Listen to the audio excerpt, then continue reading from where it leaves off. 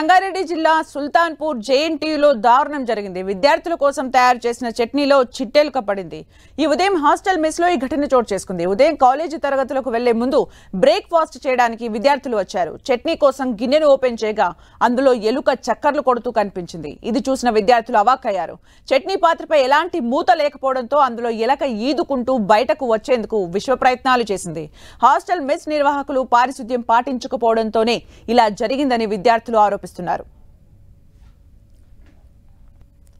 4-5 రోజుల క్రితమే విద్యార్థులు భోజనం నాణ్యతపై ఆందోళన వ్యక్తం చేశారు. నాణ్యమైన భోజనం అందించడం లేదని ధర్నా నిర్వహించారు. కాంట్రాక్టర్ను తొలగించాలని డిమాండ్ చేశారు. ప్రిన్సిపల్ హామీతో అప్పుడు విద్యార్థులు ఆందోళన విరమించారు. ఇప్పుడు ఏకంగా సాంబార్లో ఎలుక కనిపించడంపై విద్యార్థులు ఆగ్రహం వ్యక్తం చేస్తున్నారు.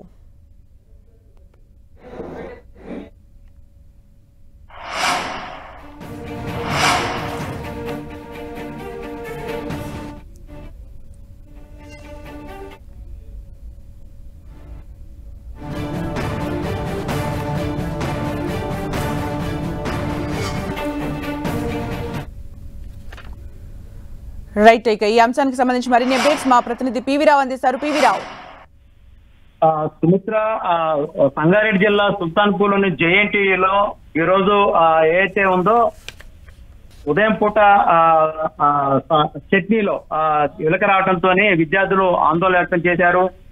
గత 4 రోజుల క్రితం కూడా విద్యార్థులు కాంట్రాక్టర్ సరిగా లేడని, ఆహారంలో నాణ్యత లోపం ఉందని ఎన్నిసార్లు చెప్పినా వినిపించుకోకపోవడంతో ఆందోళన దిగారు.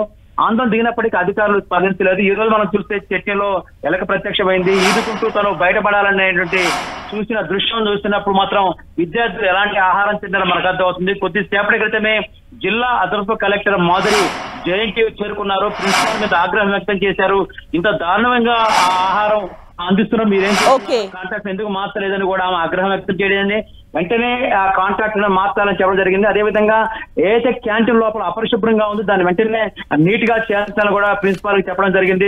విద్యార్థులు ఆందోళన విరమించుకునే పరిస్థితి కనిపించింది. సుమిత్ర.